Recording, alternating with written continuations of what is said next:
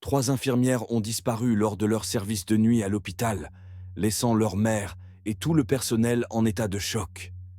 6 mois plus tard, un employé des égouts fait une découverte bouleversante dans une canalisation bouchée. Une révélation qui changera tout et lèvera le voile sur la terrible vérité. Le matin se levait sur la cuisine de Marcia Langston, à Mill Haven. Elle faisait les 100 pas, le téléphone collé à l'oreille. Sa tasse de café restait intacte.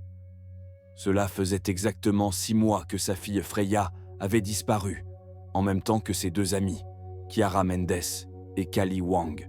« Je n'arrive pas à croire qu'on ait en plus un problème d'eau, soupira-t-elle. Ce matin, ma douche n'a donné que de la boue brune. Pareil ici, répondit Isabelle Mendes, épuisée. Toute la rue est touchée. Lia a dû annuler ses rendez-vous à la clinique. La docteure Liwa Hong, la 3e mère sur l'appel, ajouta « L'administrateur de l'hôpital m'a appelé à 4 heures. Il y a un gros blocage dans le système municipal. Les services publics y travaillent depuis cette nuit. Depuis la disparition de leur fille, les 3 femmes étaient devenues inséparables, liées par une douleur commune. Freya travaillait en dermatologie, Kiara en pédiatrie et Kali aux urgences. Chacune dans un service différent, mais toujours proche. Le détective Rohr a promis de nous appeler s'il y avait du nouveau, rappela Liwa. À ce moment précis, le téléphone de Marcia vibra. Détective Vincent Rohr, lut-elle à voix haute. Son cœur accéléra. Elle décrocha aussitôt. Il y a du nouveau, demanda-t-elle anxieuse. Madame Langston, répondit la voix grave du détective. Une découverte importante vient d'être faite et elle est liée au problème d'eau dans votre quartier. Je préfère vous en parler sur place. Pouvez-vous venir avec Madame Mendes et la docteure Hang? Nous arrivons, dit-elle en partageant l'information avec les 2 autres. Il nous attend au parc industriel, au site d'entretien des égouts du quartier Chandler Creek. Les égouts? S'étonna Isabelle. Quel rapport avec nos filles? Aucune idée, répondit Marcia en attrapant ses clés. 20 minutes plus tard, Marcia arrive sur les lieux. Plusieurs véhicules de police entouraient une zone boueuse entourée de rubans jaunes. Des ouvriers en combinaison observaient un large tuyau déterré. Isabelle la rejoignit, suivie de près par Liwa. Le détective Rohr, grand, les tempes grisonnantes, les accueillit d'un air grave. « Merci d'être venu. Il faut que vous voyiez ça. » Il les mena près d'une bâche recouverte d'objets. 3 ensembles de blouses d'infirmières, roses, bleues et verts, ainsi que des chaussures blanches, souillées de boue et tachées de rouge sombre. « Mon Dieu, » murmura Isabelle, la main sur la bouche. « Monsieur Jensen ici a découvert ça dans le tuyau principal, » expliqua le détective. Les vêtements étaient remplis serrés ensemble avec du ruban chirurgical et du fil de fer, le tout formant une boule qui bloquait le réseau. L'ouvrier hocha la tête. « En 20 ans de métier, je n'ai jamais vu ça. »« Est-ce que ces vêtements appartiennent à vos filles ?» demanda Rohr. Marcia s'approche des blouses roses. Elle tomba à genoux. « C'est à Freya. Le badge de dermatologie est toujours sur le col, et ses chaussures sont les siennes. » Isabelle s'approche du bleu. Kiara portait du bleu en pédiatrie. C'est elle qui a cousu ce papillon sur la poche. Liwa, d'un œil plus clinique, examina les blouses vertes. Ce sont celles de Kali, sans aucun doute. Les 3 mères restèrent figées devant cette scène glaçante, réalisant que la vérité venait enfin de refaire surface, tout droit des profondeurs. Les urgences portent du vert. C'est bien la taille de Kali, et ce sont sans aucun doute ses chaussures, dit Liwa. Elle avait fait ajouter des semelles antidérapantes à cause du sol glissant. Le détective Rohr acquiesça et fit un signe à un technicien médico-légal sous une tente proche. On va procéder à un test ADN préliminaire ici même. Si vous pouvez patienter quelques minutes, on aura une première confirmation. Les mères furent conduites jusqu'à une voiture de police pour s'asseoir pendant que l'équipe scientifique travaillait. L'attente fut interminable, chacune plongée dans ses pensées. Marcia observait les policiers photographier le tuyau et les alentours. Finalement, le détective revint. Son visage trahissait la nouvelle avant même qu'il parle. Les tests confirment que l'ADN retrouvé sur les uniformes correspond bien à celui de vos filles, dit-il d'un ton grave. Et vu l'état du tissu, nous pensons qu'ils n'ont pas été dans les égouts depuis 6 mois. C'est récent. Que voulez-vous dire ? Demanda Liwa. Cela signifie que quelqu'un a jeté ses vêtements récemment, de manière délibérée. Ils étaient enroulés avec du fil de fer, sûrement pour couler ou bloquer le tuyau. Ce n'est pas un accident. Nos filles sont-elles ? Tenta Isabelle, sans pouvoir finir. Nous n'avons aucune preuve en ce sens, la rassura Rohr. Mais c'est notre première piste concrète depuis des mois. Quelqu'un détenait ces uniformes. Soit cette personne tente de dissimuler des preuves, soit elle veut qu'on les découvre. Dans tous les cas, cela relance l'enquête. Marcia regarda les blouses couvertes de boue, désormais placées dans des sacs de preuves. « Et maintenant ?» demanda-t-elle. « Maintenant », répondit Rohr avec détermination, « nous suivons cette piste. Et comme c'est récent, nous avons de meilleures chances d'identifier la personne responsable. » Alors que l'équipe médico-légale poursuivait son travail, une BMW argentée arriva sur les lieux. Un homme d'une 40aine d'années en descendit, visiblement préoccupé. « Docteur Vellman » l'appela Rohr. Marcia le reconnut aussitôt. C'était le docteur Nathan Vellman, chirurgien plasticien et ancien superviseur de Freya. Il avait participé aux premières recherches, puis avait disparu des réunions au fil des semaines. « Je rentrais du travail de nuit et j'ai vu tout ce remue-ménage, expliqua-t-il. Il y a eu un accident. » Le détective lui résuma brièvement la découverte des uniformes dans les égouts. Les sourcils de Vellman se levèrent et il jeta un regard inquiet vers les mères. « J'ai entendu parler des soucis d'eau à l'hôpital. Plusieurs opérations ont failli être annulées. Ce sont bien leurs tenues. »« Oui, » confirma Marcia. « Les roses sont celles de Freya, dans votre service. » Un éclair passa dans les yeux du médecin. De l'inquiétude ou autre chose. « Freya était exceptionnelle, » dit-il doucement.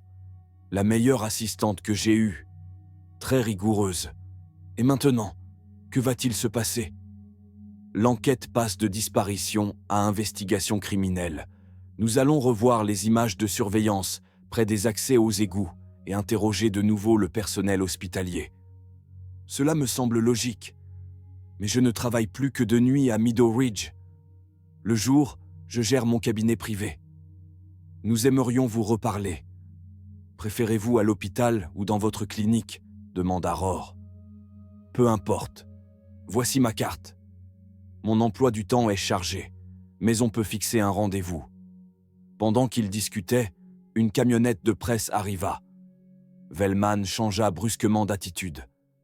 Il jeta un regard nerveux à sa montre. « Je dois vraiment y aller. Mes patients m'attendent cet après-midi. Tenez-moi au courant, je pense souvent à Freya. » Il tourna les talons. Marcia remarqua son empressement soudain à fuir dès l'arrivée des journalistes. Tandis que Liwa et Isabelle restaient pour les médias, Marcia décida de le suivre. « Docteur Vellman, attendez !» lança-t-elle en le rejoignant près de sa voiture. « Madame Langston, vous vouliez me dire quelque chose ? On ne s'est pas parlé depuis longtemps, dit-elle. Comment allez-vous ? Très occupé, répondit-il en posant la main sur la portière. Monter ma clinique a été un vrai défi, mais Freya était enthousiaste. Elle voulait me rejoindre un jour. Aucune infirmière ne l'égale. Je ne savais pas que vous aviez ouvert un cabinet. Félicitations. Merci. C'était mon rêve, même si les opérations se font toujours à l'hôpital, faute d'équipement complet au cabinet. Avant que Marcia ne réponde, Isabelle et Liwa les rejoignirent. « Docteur Vellman, » dit Liwa poliment, « j'ai justement pris rendez-vous à votre cabinet cet après-midi pour parler d'un de mes patients qui aurait besoin de chirurgie. »« Ah, docteur Hang. »« Oui, » répondit-il en la reconnaissant. « Vous êtes bien prévu à 14 heures, c'est cela ?»« C'est exact, » confirma-t-elle. Le médecin lui adressa un sourire poli mais Marcia remarqua que ses doigts tambourinaient nerveusement sur la portière de sa voiture. « Je suis désolé, mais je dois vraiment y aller. La nuit a été longue, et j'ai besoin de repos avant de reprendre cet après-midi. » Il hocha la tête vers elle. « À cet après-midi, Dr. Hang. » Alors qu'il s'éloignait, Marcia se tourna vers Liwa. « Où se trouve exactement sa nouvelle clinique ?» Liwa sembla étonné. « Sur Maple Avenue, près du croisement avec Oak Street. Elle a ouvert le même mois où nos filles ont disparu. Je suis surprise que tu ne le saches pas. » Marcia secoua la tête. « Avec tout ce qu'on vit, j'ai cessé de remarquer ce qui se passe autour. » Elle réfléchit un instant. « Tu ne l'as pas trouvé étrange tout à l'heure ?» Il avait l'air fatigué, proposa Isabelle. Les gardes de nuit, c'est épuisant. Quand Kiara faisait ses nuits en néonat, elle était épuisée. Peut-être, murmura Marcia, peu convaincue. Un journaliste s'approcha, micro tendu. Marcia accepta à contre-cœur une courte interview, évoquant leur espoir de retrouver leur fille et sa conviction que la vérité finirait par éclater. Peu après, le détective Rohr rassembla les mères. L'équipe scientifique continue d'analyser les éléments. Je vous tiendrai informé dès que nous aurons davantage de résultats. On va découvrir ce qui s'est passé et qui a jeté ces uniformes. Le cœur lourd, mais avec un regain d'espoir, les trois femmes regagnèrent leur voiture. Marcia roula lentement dans les rues familières de Mill Haven, ruminant les événements du matin. L'image des blouses roses maculées de boue ne la quittait pas. Ces uniformes symbolisaient la réussite de Freya, son premier poste à l'hôpital après des années d'efforts. Arrivée à un feu rouge, son regard fut attiré par un bâtiment moderne à l'angle de la rue.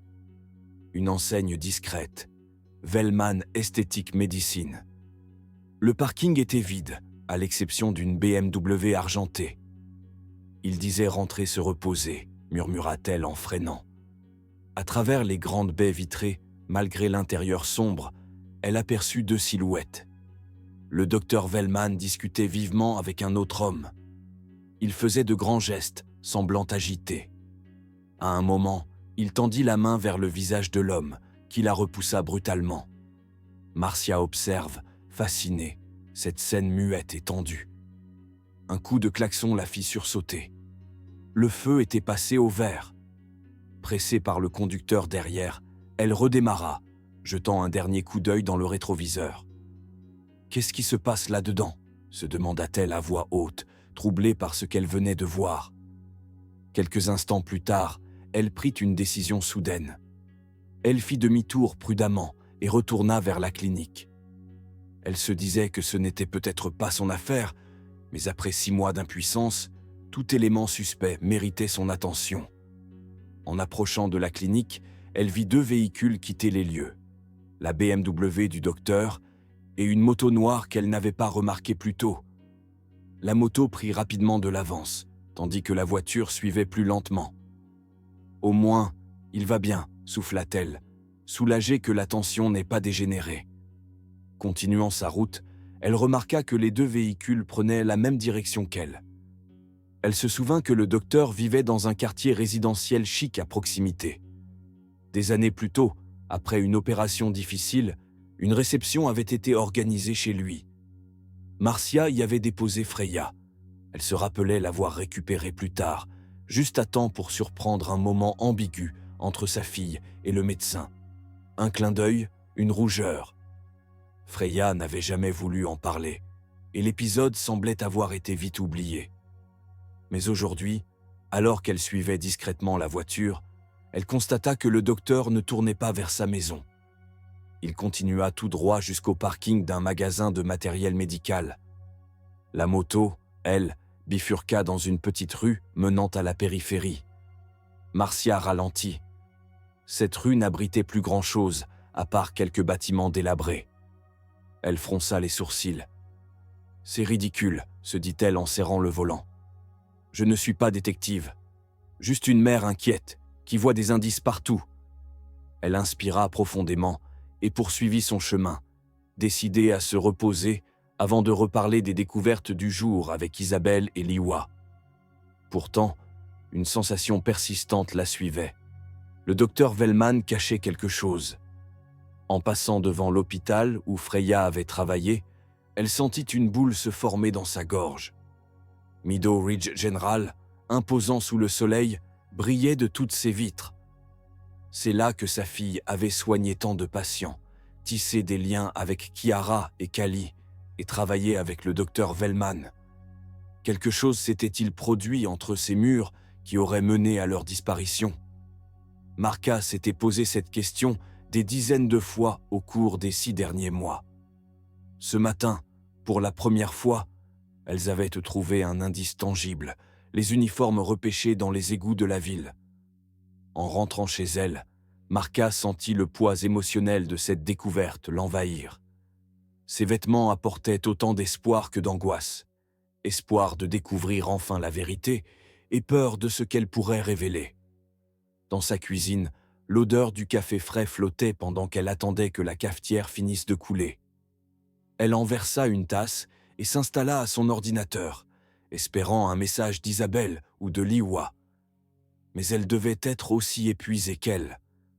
En vérifiant ses emails, elle vit apparaître un nouveau message du détective Rohr. « Madame Langston, notre équipe a relevé des empreintes partielles sur le fil d'acier entourant les uniformes. Elles correspondent à Marcus Dix, un membre de gang recherché pour un vol à main armée. Il est désormais notre principal suspect. Nous allons tenter de le localiser à sa dernière adresse connue. Je vous tiendrai informé. » Marca relut 2 fois l'email. Un nom. Enfin. Elle lança une recherche sur Marcus Dix à Millhaven. Un article mentionnait le vol et affichait sa photo. Un homme d'une trentaine d'années, tatouage sur le visage et le cou, regard dur, air défiant. Elle l'observa attentivement. Était-ce l'homme aperçu plus tôt, en train de se disputer avec le docteur Wellman? Difficile à dire, elle ne l'avait pas vu d'assez près. Et Wellman n'aurait sûrement aucun lien avec un criminel. Elle appela Isabelle. « Tu as vu l'email de Rohr ?»« Oui, » répondit-elle, tendue. « Ce Marcus Dix. Kiara m'a parlé d'un homme tatoué qu'elle croisait près de l'hôpital et de son immeuble, juste avant sa disparition. C'est pour ça qu'elle dormait chez Callie. Elle avait peur. »« Elle t'a dit où elle l'avait vu ?» demanda Marca. « Rue Pine, près de l'ancienne station de lavage. » Marca sentit son cœur se serrer. C'était la même rue où le motard était allé plus tôt, après s'être disputé avec Wellman. Elle raconta à Isabelle ce qu'elle avait vu au cabinet du docteur. « Tu crois qu'il y a un lien ?» demanda Isabelle, sceptique. « Wellman est un chirurgien respecté. »« Je l'ignore, mais tout ça est étrange. Il a dit qu'il allait se reposer, puis je l'ai vu dans une dispute animée. Le timing est trop parfait. Tu devrais en parler à Rohr. Je veux être sûr avant. Au fait, tu savais que Liwa a rendez-vous chez Wellman cet après-midi ? » ?»« Oui, une consultation. Je vais l'accompagner. Je veux voir ce cabinet de mes propres yeux. »« Tu deviens un peu parano, » dit Isabelle doucement. « Wellman a toujours soutenu les recherches au début. Peut-être, mais quelque chose cloche depuis ce matin. »« Je te fais confiance, » répondit-elle après un silence. « Mais fais attention à ne pas t'accrocher à des pistes imaginaires. » Après l'appel, Marca contacta Liwa et lui parla de l'email et de sa conversation avec Isabelle. « Un homme tatoué. Callie ne m'a jamais parlé de ça, mais elle n'aurait pas voulu m'inquiéter, » répondit Liwa. « Est-ce que je peux t'accompagner à ton rendez-vous ? » ?»« Bien sûr. Je préférerais même que tu conduises. Je suis encore secoué. Je t'attendrai dans le hall et on discutera ensuite. Dis, tu n'as pas trouvé Wellman étrange ce matin ? Les médecins sont tenus par un code éthique. Il semblait juste fatigué. Peut-être un patient difficile, ça arrive. Tu as sans doute raison, admit Marca, toujours troublé. À quelle heure est ton rendez-vous ? À 14 heures. Et Marca, essaie de ne pas trop t'en faire. Le détective a enfin une piste solide. Laisse-le faire son travail. Après avoir raccroché, Marca s'enfonça dans son fauteuil, faisant défiler distraitement d'anciennes photos de Freya sur son téléphone. Sa fille souriait dans sa blouse rose, entourée de Kiara et Kali, le jour de leur remise de diplôme en soins infirmiers. Elles débordaient d'espoir et d'ambition, prêtes à commencer leur carrière à Meadow Ridge General. Sur une photo prise lors d'un gala de l'hôpital, 8 mois plus tôt, Marka remarqua en arrière-plan une silhouette reconnaissable. Le docteur Velman, fixant les jeunes femmes avec une expression indéchiffrable. Avait-il toujours été là, à les observer? Et pourquoi? Les heures passèrent lentement. Marka tenta d'en apprendre plus sur Marcus Dix, mais à part son casier judiciaire et quelques articles locaux, elle ne trouva pas grand-chose. Elle était plongée dans ses pensées quand l'alarme de son téléphone sonna. Il était temps d'aller chercher Liwa pour son rendez-vous. Elle prit ses clés et sortit en vitesse. Le trajet jusqu'à la maison de Liwa ne prit que 10 minutes. Son ami l'attendait déjà dehors. « Des nouvelles du détective Rohr ?» demanda Liwa en montant dans la voiture. « Rien de nouveau » répondit Marka. « Et Isabelle ?» Elle se repose. « Ce rendez-vous est pour un patient brûlé au visage.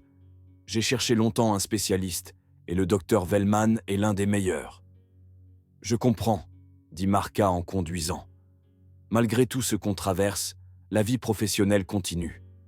Elles arrivèrent au cabinet 15 minutes à l'avance. Le bâtiment était moderne, avec de grandes baies vitrées et une façade élégante. Contrairement à plus tôt, plusieurs voitures étaient garées sur le parking. À l'accueil, une jeune femme en blouse médicale les accueillit. « Bonjour, vous avez un rendez-vous ?»« Oui, docteur Liwa Hang, à 14 heures, » répondit Liwa en montrant son badge. La réceptionniste consulta son ordinateur, puis prit un air désolé. « Je suis navré. Le docteur Velman a annulé tous ses rendez-vous de l'après-midi pour cause d'urgence. Nous avons essayé d'appeler, mais certains appels sont tombés sur la messagerie. »« Une urgence? Est-ce qu'il est à l'hôpital ?» demanda Liwa. « Je ne sais pas, » répondit la jeune femme. « Il m'a juste demandé de reprogrammer les patients. » La marque s'était approchée de la fenêtre. « Sa voiture est toujours là, » dit-elle en désignant la BMW argentée. « Il n'est donc pas encore parti. » La réceptionniste hésita. « Il est encore dans son bureau, mais il a demandé à ne pas être dérangé. » Dehors, en passant près de la BMW, Marka jeta un œil à l'intérieur. « Regarde ça, » dit-elle à voix basse. Sur la banquette arrière, matériel médical, bouteille d'oxygène, appareil de surveillance et un brancard plié. « C'est étrange, » dit Liwa en observant. « Les cliniques ont en général un véhicule dédié pour ce genre d'équipement. »« Quelque chose ne va pas, » murmura Marka. Ce matin, il criait sur quelqu'un. Maintenant, il annule tout, mais reste ici avec tout ça dans sa voiture. « Tu te fais peut-être des idées, » dit doucement Liwa. « C'est peut-être un patient grave, un transfert urgent. » Elles montèrent en voiture, mais Marka ne démarra pas tout de suite. « On devrait attendre un peu, voir ce qu'il fait. »« Tu veux vraiment le suivre ?»« Ça frôle la surveillance, » répondit Liwa. « Allons plutôt chez Isabelle. Mieux vaut rester ensemble. » Marka acquiesça, bien que son esprit restât préoccupé. Elle démarra et s'arrêta au feu rouge. Dans le rétroviseur, elle vit une silhouette bouger. Le docteur Velman sortait précipitamment du bâtiment, une petite mallette à la main. Il monta dans sa voiture et s'arrêta juste à côté d'elle au carrefour. Par la fenêtre entr'ouverte, elle pouvait l'observer. Il était au téléphone, visiblement agité, gesticulant avec colère, puis frappant le volant. « S'il te plaît » souffla-t-il. Puis un mot fut clairement audible. « Dangereux ». Son expression changea soudain, de la colère à une sorte de supplication. Il fixait la route, inconscient de leur présence. Quand le feu passa au vert, il accéléra brusquement. Une voiture klaxonna derrière elle, et Marka avança à son tour. Instinctivement, elle se mit à le suivre. « Marka, qu'est-ce que tu fais ?» demanda Liwa. « Ce n'était pas normal. Tu trouves ça normal, toi ?» On ne va pas le filer comme dans un film policier, s'exclama Liwa. On devrait aller chez Isabelle et attendre des nouvelles du détective. Marca allait céder quand elle vit le docteur Vellman tourner brusquement, sur Pine Street, la rue mentionnée par Isabelle, celle de l'ancienne station de lavage. La rue où s'engageait la voiture du docteur Vellman était la même que celle où le motard avait tourné plus tôt. « Lioa, ce n'est pas le chemin vers l'hôpital Meadow Ridge », fit remarquer Marcia en ralentissant. « S'il avait une urgence médicale, il devrait s'y rendre, non ?» Lihoa consulta rapidement son application GPS. « Tu as raison. Il n'y a aucun hôpital ni quartier résidentiel dans cette direction. » C'était tout ce qu'il fallait à Marcia pour décider de le suivre. Elles prirent la rue Pine, quittant peu à peu les zones familières de Mill Haven pour s'enfoncer dans un secteur plus industriel et délabré. Après une quinzaine de minutes, elles virent la BMW du docteur se garer devant un vieux bâtiment abandonné. Une enseigne à moitié effacée indiquait « Clinique Meadow View ». Marcia s'arrêta sur le parking d'une station-service de l'autre côté de la rue. Le même motard que plus tôt était déjà là. « C'est bien la même moto », souffla Marcia. Elles observèrent le médecin décharger du matériel médical de son coffre, bouteilles d'oxygène, moniteur, brancard. « Pourquoi ferait-il une procédure d'urgence dans un endroit pareil ?» murmura Lihoa, son ton désormais inquiet. « Et surtout, qui est le patient ?»« Peut-être le motard de ce matin, » répondit Marcia. Lihoa sortit immédiatement son téléphone. « J'appelle le détective Rohr, c'est trop louche. » Pendant ce temps, Marcia filmait la scène, envoyant la vidéo au détective ainsi qu'à Isabelle avec leur position. Isabelle répondit aussitôt. C'est la moto que Chiara avait signalée. Elle pensait être suivie par ce modèle-là. Lihoa raccrocha. Ils envoient des unités tout de suite. Le détective dit de ne surtout pas approcher. Il t'a cru ? Demanda Marcia. Il semblait s'y attendre. Peut-être qu'ils avaient déjà des soupçons sur Vellman. 15 longues minutes passèrent, puis des sirènes déchirèrent le silence. 3 voitures de police arrivèrent, lumière clignotante. Le détective Rohr sortit du véhicule de tête et courut vers elle. « Vous allez bien ?»« Oui. »« On l'a suivi ici et on vous a appelé aussitôt, » répondit Marcia. « Vous avez bien fait, » dit-il. « On enquête sur lui depuis ce matin. Des accès irréguliers à l'hôpital, des zones interdites. Mais sans preuve, on ne pouvait rien dire. » Des policiers encerclèrent le bâtiment. Une voix au mégaphone ordonna aux occupants de sortir les mains visibles. « Restez ici, » ordonna Rohr. « C'est maintenant une opération active. » Quelques instants plus tard, la porte de la clinique s'ouvrit. Le docteur Vellman en sortit, main levée. Il avait perdu de sa superbe, chemise froissée, regard défait. Derrière lui, un homme plus grand, tatouages effacés par brûlure ou laser. C'était sûrement Marcus Dax. Ils furent tous deux menottés. Puis, contre toute attente, plusieurs femmes sortirent, soutenues par les secours. Marcia reconnut aussitôt leurs silhouettes affaiblies. « Mon Dieu, c'est elle !» Sans réfléchir, Marcia et Lihoa traversèrent la rue en courant. Freya, Chiara et Kali étaient voix vivantes, mais amaigries, méconnaissables. « Freya !» cria Marcia, saisissant la main de sa fille. « Maman !» murmura-t-elle faiblement. Un ambulancier intervint doucement. « Madame, il faut les emmener à l'hôpital immédiatement. Elles sont gravement déshydratées. » Le détective Rohr les rejoignit. « Elles sont vivantes. On les emmène à Meadow Ridge. »« Comment les avez-vous trouvées si vite ?» demanda Lihoa, les larmes aux yeux. « Une fois à l'intérieur, ça n'a pas été difficile, » répondit-il gravement. Elles avaient été retenues dans l'ancienne aile d'isolement de la clinique. Marcia, les mains tremblantes, appela Isabelle. « Isabelle, ils les ont retrouvées. Elles sont en vie. Ils les emmènent à l'hôpital Meadow Ridge. Rejoins-nous là-bas. » Le cri de joie d'Isabelle fut si fort qu'il fit sourire même le détective Rohr, qui acquiesça. « Suivez les ambulances. Je vous retrouverai là-bas une fois les lieux sécurisés. » En regagnant leur voiture, elles virent les équipes médico-légales commencer à inspecter l'ancienne clinique. Marsha démarra, toujours sous le choc. Pendant le trajet, Lioa appela Isabelle à nouveau pour lui expliquer ce qu'elle savait. Ils ont arrêté le docteur Velman et un autre homme. Ce doit être Marcus Dax. Les filles étaient enfermées là depuis tout ce temps. Mais elles sont en vie, Isabelle. Elles sont vivantes. Marca avait du mal à y croire. Après 6 mois d'angoisse, d'incertitude et de pires scénarios, sa fille était vivante. Traumatisée, affaiblie, mais vivante. À l'hôpital, le personnel attendait les ambulances. Les jeunes femmes furent transférées sur des brancards, visiblement très affaiblies. Marsha et Lioa furent conduites dans une salle d'attente privée où Isabelle les rejoignit rapidement. Les 3 mères s'étreignirent entre soulagement, chagrin et inquiétude.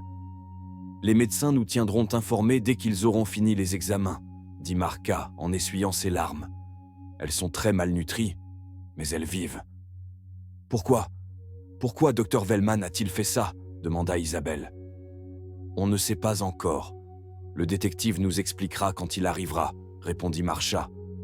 Le personnel leur apporta de l'eau et des mots rassurants. La nouvelle s'était déjà répandue dans l'hôpital et plusieurs collègues se rassemblèrent à l'extérieur, attendant des nouvelles. Quelques heures plus tard, le détective Rohr revint avec 2 agents. Il avait l'air fatigué, mais soulagé. « Elles sont en train d'être stabilisées. Les médecins sont optimistes pour leur rétablissement physique. »« On peut les voir ?» demanda Isabelle. « Bientôt, dès que ce sera possible. »« Alors pourquoi ?» demanda Marsha. « Pourquoi Dr Velman ?» Rohr leur fit signe de s'asseoir. « C'est une histoire complexe, mais voici ce que nous savons jusqu'ici. Selon l'interrogatoire initial, Velman aurait engagé Marcus Dax par l'intermédiaire d'un contact criminel pour faire disparaître les 3 infirmières. Il voulait qu'elles soient éliminées discrètement, expliqua-t-il. « Mais pourquoi ?» demanda Lioa, horrifié. « C'est là que ça se complique, » répondit Rohr. « Dax devait les tuer, mais il ne l'a pas fait. Il a préféré les séquestrer dans la clinique abandonnée, qui appartenait autrefois au père de Velman. »« Elles sont restées enfermées là tout ce temps ?» s'étonna Isabelle. « Oui, dans une aile scellée. Conditions déplorables, soins inexistants. Mais elles ont survécu. Pourquoi les garder en vie s'ils devaient les tuer ?» questionna Marsha. « Pour faire pression, » répondit Rohr. « Dax est recherché pour plusieurs délits. Il a exigé que Velman lui fasse une chirurgie esthétique illégale pour changer d'identité. Mais Velman refusait, prétextant qu'il n'avait pas les moyens nécessaires sans éveiller les soupçons. « Alors les uniformes dans les égouts ?» demanda Marsha. C'était un avertissement. Dax en avait assez d'attendre. Il a jeté les uniformes dans les égouts pour menacer Velman de tout révéler. C'est ainsi qu'on les a retrouvés. Et c'est ce qui a déclenché l'enquête, conclut Isabelle. Exactement, confirma Rohr. Quand on a relié les empreintes à Dax, on a retrouvé son ancienne adresse, mais il vivait dans la clinique abandonnée depuis tout ce temps, gardant les infirmières sous surveillance. Il a avoué, demanda Lioa. Oui, sans résistance. Il a dit « C'est le docteur qui a tout planifié. Moi, j'ai juste exécuté. » À ce moment-là, une infirmière entra dans la salle. « Excusez-moi, une des patientes souhaite parler au détective. Elle dit que c'est important. »« Laquelle ?» demanda Marsha inquiète. « Freya Langston. Elle est la plus stable des 3. »« Je peux venir ?» demanda Marca, les larmes aux yeux. Rohr accepta après une courte hésitation. « D'accord, mais elle est encore très faible. Laissez-la parler à son rythme. » Ils la suivirent jusqu'à une chambre privée. Freya était allongée, branchée à des perfusions, le visage amaigri mais le regard déterminé. « Maman !» murmura Freya alors que Marca se précipitait à son chevet pour l'enlacer délicatement. « Oh, Freya !» sanglota Marca en lui caressant les cheveux. « Je n'ai jamais perdu espoir. » Après un moment, Freya tourna ses yeux vers le détective Rohr. « Vous devez savoir pourquoi il a fait ça, » dit-elle d'une voix faible mais déterminée. « Prenez votre temps, » l'encouragea-t-il en tirant une chaise près du lit. Freya inspira difficilement. Le docteur Vellman falsifiait des dossiers médicaux et des déclarations d'assurance. Il se comportait aussi de façon déplacée avec des patientes sous sédation. Elle détourna les yeux, mal à l'aise. « J'ai commencé à voir des incohérences il y a environ 7 mois. Je n'ai pas osé le confronter directement. J'en ai parlé à Chiara et Cally, et on a décidé de rassembler des preuves avant d'alerter la direction. » « Donc, vous enquêtiez sur lui », comprit Marcia en serrant la main de sa fille. « On pensait être prudente, mais il a dû découvrir ce qu'on faisait. » Freya raconta alors comment, un soir après leur service, alors qu'elle rejoignait leur voiture, une camionnette s'était arrêtée. La dernière chose dont elle se souvenait, c'était qu'on lui avait mis quelque chose sur le visage. « Cela correspond à ce que nous savons, » dit le détective. Vellman voulait se protéger à tout prix. Il a donc engagé Dax pour vous faire disparaître. « Chiara et Cally vont bien ?» demanda Freya, inquiète. « Elles sont prises en charge. Elles vont s'en sortir », la rassura Marcia. À l'extérieur, le bruit grandissait dans les couloirs, alors que le personnel hospitalier se rassemblait, la nouvelle s'étant propagée. Une infirmière apparut. « Excusez-moi, détective. La fille du docteur Hangs est réveillée. Elle souhaite vous parler. »« J'arrive, » répondit Rohr, avant de se tourner vers Freya. « Merci pour ces informations. Elles seront précieuses pour l'enquête. »« Il y a encore une chose, » ajouta Freya, faiblissant. « Marcus. Il n'était pas aussi cruel qu'il aurait pu l'être. Il nous apportait à manger, de l'eau et des médicaments quand Cally était malade. Je crois qu'il était piégé, lui aussi, à sa manière. » Le détective acquiesça. Sa coopération pourrait jouer en sa faveur, mais il devra quand même répondre de ses actes. En quittant la chambre, l'agitation grandissait. Des journalistes étaient déjà à l'entrée de l'hôpital. Rohr se tourna vers Marca. « Je dois encore interroger les autres victimes et coordonner les fouilles à la clinique. Nous perquisitionnons également son bureau à l'hôpital. » Isabelle arriva en courant, en larmes. « Chiara est réveillée. Elle me demande. »« Vas-y, » lui dit Marca en l'enlaçant. « Je reste avec Freya. » Lihoa les rejoignit à son tour, bouleversée. L'état de Cally s'améliore. Elle aura besoin de rééducation, mais elle va s'en remettre. « Elles vont toutes s'en sortir, » déclara Marcia avec conviction. « Ce sont des battantes. » À la tombée de la nuit, une veillée spontanée eut lieu devant l'hôpital. Des dizaines de personnes se rassemblèrent, des bougies à la main, pour soutenir les 3 infirmières. À l'intérieur, Marca veillait Freya, qui s'endormit paisiblement pour la première fois depuis 6 mois. Dans les jours suivants, les jeunes femmes furent transférées dans une aile sécurisée de l'hôpital. Bien que leur récupération physique prenne du temps, le plus difficile restait le traumatisme psychologique. Des psychologues commencèrent des séances douces pour les aider à reconstruire peu à peu leur équilibre. Une semaine après le sauvetage, Marca trouva Freya assise près de la fenêtre, en fauteuil roulant. Elle avait repris un peu de couleur. « Maman, » dit-elle avec un léger sourire. « Isabelle et Lihoa sont là aussi. On se retrouve dans la chambre de Cally. » Marcia la poussa doucement jusqu'à la pièce où les autres mères attendaient. L'instant fut chargé d'émotions. 3 mères enfin réunies avec leurs filles. « Les médecins pensent qu'on pourra rentrer chez nous la semaine prochaine, » annonça Chiara. « Avec des soins à domicile, bien sûr. »« Et beaucoup de compléments nutritionnels, » ajouta Cally. « Notre masse musculaire est très faible. » Le détective Rohr entra doucement. « Mesdames, j'espère ne pas vous déranger. »« Pas du tout, » répondit Lihoa. « J'ai des nouvelles à vous transmettre. » Il s'assit. « Le docteur Vellman a été officiellement inculpé pour enlèvement, tentative de meurtre, fraude à l'assurance et plusieurs fautes médicales graves. »« Et Marcus Dax ?» demanda Freya.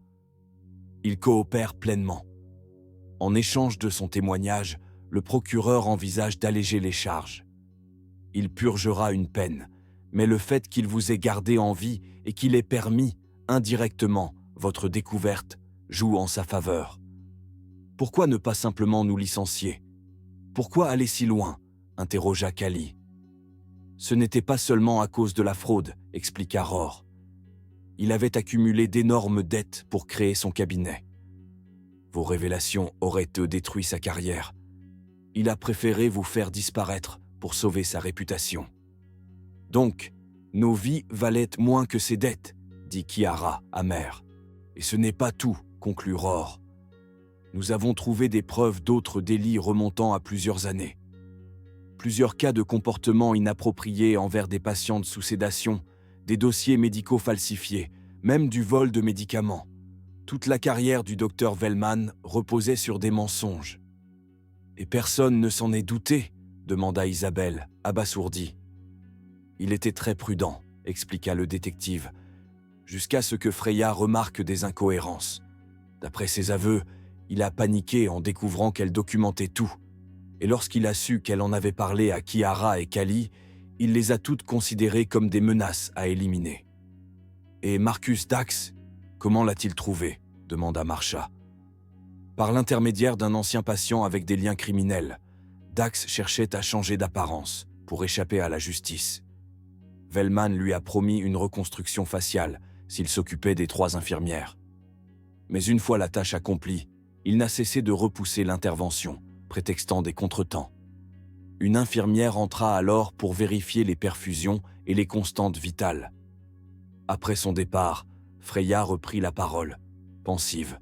« Je me souviens du dernier jour, avant notre disparition.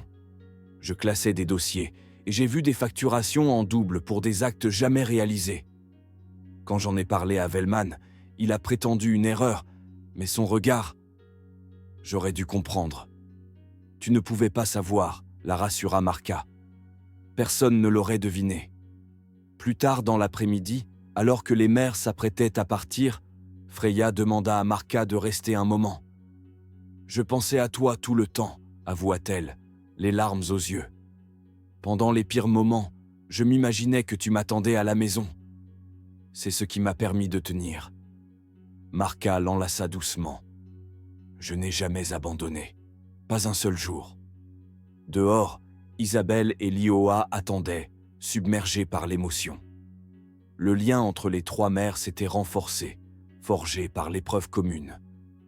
L'administrateur de l'hôpital leur a proposé de reprendre leur poste quand elles seront prêtes, partagea Lioa. « Tu crois qu'elles accepteront » demanda Marcia. « Je ne sais pas, » répondit Isabelle. « Mais quoi qu'elles décident, on sera là pour elles. » En marchant dans les couloirs, elles passèrent devant le service de dermatologie et chirurgie plastique où Freya avait autrefois travaillé avec Velman. Le personnel y était silencieux, encore sous le choc. Dehors, le soleil couchant projetait de longues ombres. Les camions de presse étaient toujours là, bien que l'agitation médiatique ait diminué. Les mères s'arrêtèrent un instant, regardant le bâtiment. « Je pense sans cesse à ce qui aurait pu arriver si on ne les avait pas retrouvés, » murmura Marcia. « Si les uniformes n'avaient pas bloqué ce tuyau, » ajouta Lioa. « Si le détective Rohr n'avait pas tout relié aussi vite, » conclut Isabelle. Un silence respectueux s'installa. Le chemin vers la guérison serait long, mais l'angoisse avait enfin pris fin. « Même heure demain » demanda Marca. Isabelle et Lioa acquiescèrent, et les 3 femmes rentrèrent chez elles, prêtes à affronter ensemble les jours à venir, comme elles l'avaient fait durant tous ces mois d'incertitude.